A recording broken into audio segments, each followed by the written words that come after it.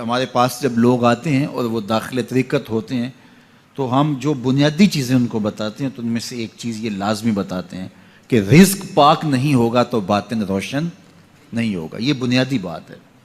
اگر رزق پاک نہیں ہے تو میرے حضور نے ارشاد فرمایا کہ ایک بندہ سفر کر کے کعبۃ اللہ کے صحن میں پہنچتا ہے اور کعبے کے پردوں کو تھام لا ہے وہ یمد یدیہ اور لمبے لمبے ہاتھ کر کے کہتا ہے اے اللہ, لیکن اس کا کھانا حرام ہے, اس کا پینا حرام ہے, اس کا لباس حرام ہے, وہ غذیہ بالحرام, اس کو غذا حرام سے دی گئی ہے.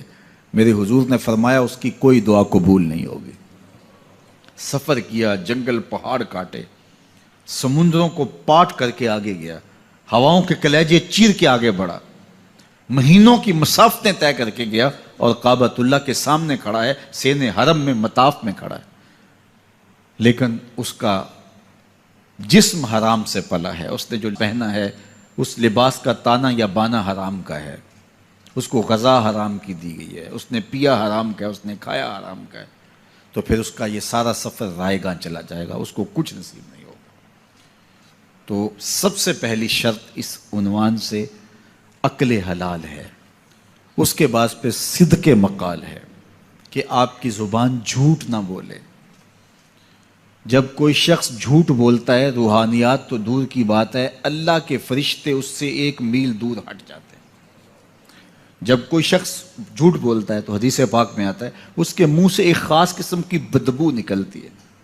اس بدبو کو ہم نہیں سونگھ پاتے لیکن فرشتے سونگھ لیتے ہیں, چونکہ فرشتے انتہائی حساس مخلوق ہے اور وہ جھوٹ کی وجہ سے نکلنے والی بدبو کو سونگھتے ہیں. اللہ نے حضرت امام اعظم امام ابو حنیفہ رضی اللہ تعالیٰ عنہ کو یہ بصیرت عطا کی تھی اور یہ باطنی نظر بخشی تھی کہ جب کوئی شخص وضو کرتا تھا تو اس کے وضو کے پانی سے پہچان لیتے تھے کہ یہ کس گناہ کا مجرم ہے.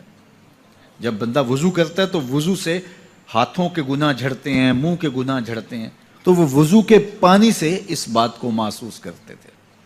اللہ نے ان کو وہ بصیرت عطا کی تھی, لیکن انہوں نے اللہ کی بارگاہ میں عرض کی مالک مجھ سے یہ چیز چھین لے, یہ چیز مجھے نہیں چاہیے. لوگوں کے بارے میں جو ہے وہ ایسا گمان پھر پیدا ہوتا ہے. تو فرشتوں کو اللہ نے وہ حساس جو ہے وہ پاکیزہ وجود دیا, اور ان کی حس ایسی ہے کہ وہ بدبو جو انسان بولتا ہے اور لفظوں سے جو اثرات نکلتے ہیں وہ محسوس کرتے ہیں. تو جب کوئی شخص جھوٹ بولتا ہے تو اس کے جسم سے, اس کی زبان سے جھوٹ کے ساتھ بدبو نکلتی ہے. اللہ کے فرشتے 1 میل دور تک پیچھے ہٹ جاتے ہیں. تو مجھے بتائیے جو شخص جھوٹ بولتا ہو کیا اسے کوئی روحانی مرتبہ مل سکتا ہے؟ یہ سوچا بھی نہیں جا سکتا, یہ امکانات سے ہی نہیں ہے. اللہ کے محبوب علیہ السلام سے پوچھا گیا کہ حضور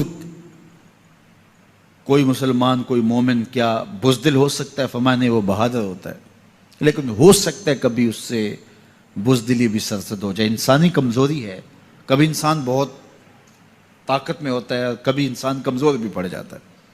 فرمایا ہو سکتا ہے کبھی اس سے ہو بھی جائے. پھر پوچھا کہ بخل کر سکتا ہے؟ فرمایا نہیں, مومن سخی ہوتا ہے لیکن ہو سکتا ہے کبھی اس سے بخل بھی ہو جائے. کبھی کبھی دولت اسے اچھی بھی لگنے لگ جاتی ہے, جس طرح فرمایا گیا کہ اولاد مبخلتن مجبنتن, یہ جو اولاد ہوتی ہے یہ بندے کو بخیل بھی بنا دیتی ہے اور بزدل بھی بنا دیتی ہے. جب اولاد نہیں ہوتی تو بندہ سخی بھی ہوتا ہے اور بندہ جو ہے وہ مشکل حالات میں بھی کود جاتا ہے, لیکن جب اولاد ہوتی ہے تو پھر مشکل حالات میں کودنے سے پہلے سوچتا ہے میرے بچے ہیں یتیم ہو جائیں گے. اس کو یہ خیال آتا ہے, پہلے ایسے مال لٹاتا ہے لیکن اولاد ہو جائے تو پھر وہ اولاد کا سوچتا ہے کہ ان کے لیے کچھ میں جمع کر لوں. تو اولاد فرمایا میرے حضور نے کہ مبخلہ و مجبنہ, یہ بخیل بھی کر دیتی ہے اور یہ کمزور اور بزدل بھی بنا دیتی ہے.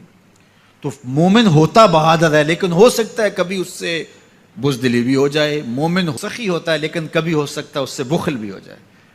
لیکن تیسرا سوال حضور سے پوچھا گیا کہ مومن جھوٹا ہو سکتا ہے؟ تو اس پہ 2 ٹوک کہا, نہیں جھوٹا نہیں ہو سکتا. یہ نہیں ہو سکتا کہ مومن ہو اور جھوٹا ہو, وہ سچ بولنے والا ہوگا. تو عقل حلال اور صدق مقال, یہ 2 خوبیاں جو ہیں یہ اہل اللہ کا طرائے امتیاز ہے اور یہ مجھے اور آپ کو اختیار کرنی چاہیے. حضرت خلیل اللہ جب وادی غیر ذی زرع میں سیدہ ہاجرہ اور ان کے معصوم نونہال کو چھوڑ کر کے جانے لگے۔ ایسی وادی جہاں حیوانی وجود بھی نہیں تھا، نباتات بھی نہیں پائے جاتے تھے، پانی کا ایک قطرہ بھی دستیاب نہیں تھا، کالے سیاہ محیط پہاڑ جیسے فولاد پگھلا کے ڈال دیا ہو، وہ وادی جہاں دن کو بھی خوف آئے، وہاں حضرت ہاجرہ نے راتیں بھی گزاری۔ کتنا دردناک لمحہ تھا جب سحری کا وقت ہوا، حضرت خلیل اللہ دعائیں دے کے رخصت ہونے لگے، حضرت ہاجرہ سلام اللہ نے آگے بڑھ کے اپنے شوہر نامدار کا دامن پکڑ لیا، تمسکت بعضیالہ، دامن پکڑ کے بولی میرے شوہر نامدار، اس محیب وادی میں، اس پہاڑوں کے دامن میں جہاں دن کو بھی خوف آئے، نونہال معصوم کے ہمراہ مجھے چھوڑ کے کہاں جا رہے ہو؟ حضرت خلیل اللہ نے کوئی جواب نہیں دیا۔ پھر قدم اٹھایا تو زوجہ نے پھر دامن پکڑا، پھر وہی سوال، پھر کوئی جواب نہیں آیا۔ تیسری مرتبہ دامن پکڑا، خلیل اللہ کی جانب سے کوئی جواب نہیں آیا، تو خاتون خود بولی کیا اللہ کا حکم تو نہیں؟ تو حضرت خلیل اللہ نے کہا نعم، ہاں اسی کا حکم ہے۔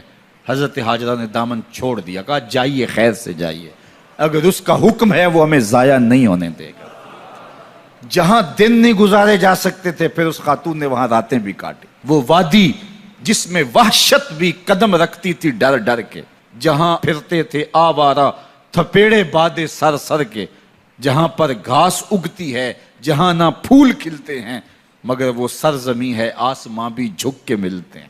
اپنی پاک باز بیوی اور نونہال بیٹے کو چھوڑ کے حضرت خلیل اللہ دعائیں دے کے رخصت ہو گئے۔ تھوڑا سا توشہ تھا، 2-1 دن کے بعد ختم ہو گیا۔ پھر ماں کی چھاتی سے دودھ بھی خشک ہو گیا، نونہال پیاس سے تڑپنے لگا۔ ماں تو پھر ماں ہوتی ہے، تڑپتی ہوئی ممتا کا دل بے قرار ہوا۔ ایک پتھر کے سائے میں معصوم اسماعیل علیہ السلام کو لٹایا اور پانی کی تلاش میں جبل صفا پہ چڑھی، اطراف میں آسمانوں کی طرف دیکھا، کہیں کوئی پرندے اڑتے دکھائی دیں اور پانی کا نشان ملے اور میں وہاں سے بیٹے کے لیے 2 بوند لے آؤں، لیکن کچھ دکھائی نہیں دیا۔ تا حد نظر پھیلا ہوا آسمان ہی آسمان ہے اور پہاڑ ہی پہاڑ نیچے دکھائی دیتے ہیں۔ پھر مروہ پہ آئیں، درمیان میں نشیبی جگہ تھی، وہاں بیٹے کا من موہنا چہرہ دکھائی نہیں دیتا تھا، دوڑ کے گزری اور جا کے صفا پہ گھوم کے دیکھا، کچھ نظر نہیں آیا، ادھر بھی دیکھ لیا ادھر بھی دیکھ لیا، لیکن ماں تھی۔ پھر دوبارہ صفا پہ آئی، صفا پہ دیکھا کچھ دکھائی نہیں دیا، پھر تڑپ کے مروہ پہ آئیں، وہاں پھر دیکھا کچھ دکھائی نہیں دیا، پھر صفا پہ آئی، کبھی صفا پہ کبھی مروہ پہ، تڑپتی ہوئی ماں کی ممتا، بے قرار دل، ادھر پانی کی پیاس سے تڑپتا ہوا معصوم اسماعیل پتھر کی اوٹ میں، درمیان سے ماں گزرتی ہے تو بھاگ کے گزرتی ہے کہ بیٹے کا من مونا چہرہ بھی نگاہوں کے سامنے رہے۔ ذرا منظر تو دیکھو کتنا دل آویز ہے، اللہ اکبر، سینوں میں پتے پانی ہو جائیں، پتھر بھی ہو تو پگھل جائے اس زہرہ گداز داستان سے، لیکن اللہ پر توکل اور ماں کی بے قراریاں، کبھی صفا پہ کبھی مروہ پہ، زبان پہ شکایت نہیں ہے۔ پھر جب مروہ پہ پہنچتی ہیں، 7 چکر مکمل ہو گئے، تو ادھر کیا دیکھا کہ معصوم اسماعیل ایڑیاں رگڑ رہا ہے۔ ماں کا دل ڈولنے لگا کہ بیٹا آخری لمحوں میں ہے، دوڑی کہ بیٹے کو جا کے اپنی چھاتی سے چمٹاؤں، ہو سکتا ہے 2 قطرے دودھ کے اس کی زندگی کی آس بندھا دیں۔ تو ماں دوڑتی ہوئی آئی، لیکن جب قریب آئی تو منظر بدلا ہوا تھا، معصوم کی ایڑیوں کے رگڑنے سے تازہ چشمہ پھوٹ رہا ہے، پانی ہے کہ بے قابو ہونا چاہ رہا ہے۔ آگے بڑھی، جلدی جلدی مٹی کی منڈھیری کرتے ہوئے کہا زم زم، رک جا رک جا، اللہ اکبر۔ ہاجرہ سلام اللہ علیہا نے حضرت اسماعیل کی محبت اور اپنے رب پر توکل کی انوکھی اور البیلی داستان رقم کی، کہا ہاجرہ تو نے بھی حد کر دی، لیکن قیامت تک تیری راہوں کو بھی جلوہ گاہ بنا دیں گے۔ یہاں نبی بھی دوڑیں گے، ولی بھی دوڑیں گے، غوث بھی دوڑیں گے، کتب اور ابدال بھی دوڑیں گے، شہنشاہ بھی دوڑیں گے، کج کلا بھی دوڑیں گے۔ یہ دوڑنا ہم عبادت بنا دیں گے، حتیٰ کہ امام الانبیاء بھی ان راہوں کی سائی کرتے رہے۔ عجیب رنگ، عجیب منظر اور عجیب کیف کا عالم۔ اچھا، یہاں رک کے ایک بات کرنا چاہوں گا، اگر آپ کی توجہ ہو، جہاں حضرت ہاجرہ دوڑیں اور ان کے مبارک قدم وہاں لگے اور لگ کے ہٹ گئے، عارضی نسبت ہے، مستقل نسبت نہیں ہے، جہاں ان کے قدم لگ کے ہٹ گئے وہ جگہ تو جلوہ گاہ بن گئی، اور جہاں حضور خود جلوہ فرما ہیں وہ گنبد خضرا جلوہ گاہ کیوں نہیں ہو سکتا ہے؟ اب یہ پانی جہاں حضرت اسماعیل کے قدم لگے، یہ پانی دنیا کا عظیم ترین پانی ہے، اور پھر اس کا پروٹوکول یہ ہے، اس کو کھڑے ہو کے پیا جاتا ہے۔ یار یہاں بھی روک کے ایک بات کہہ دوں، حضرت اسماعیل کے قدموں کو چھونے والے پانی کا پروٹوکول ہے کہ اس کے لیے کھڑے ہو جائیں، اور حضرت اسماعیل مسجد اقصیٰ میں جس کے پیچھے کھڑے ہو کے نماز پڑھتے ہیں اس امام کے لیے کھڑے ہو کے مصطفیٰ جان رحمت پہ لاکھوں سلام پڑھ لیں، تو اس میں شرک کہاں سے آ جائے گا؟ تو یہ تکریم ہے، یہ عزت ہے اس پانی کی کہ اس نے حضرت ذبیح اللہ کے قدم چھوئے ہیں۔ تو یہ سارا حج، اللہ اکبر، ہمیں ہمارے ماضی سے جوڑتا ہے۔